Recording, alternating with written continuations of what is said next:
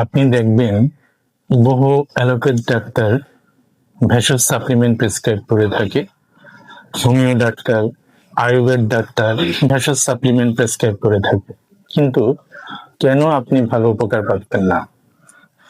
আমাদের international medical team রয়েছে যারা মানব দেহে থাকা কেমিক্যাল অ্যাক্টিভিটিস গুলোকে নিয়ে কাজ করে, যেগুলো সরাসরি মানব দেহের প্রতিটি কাজেই অংশ নেয়।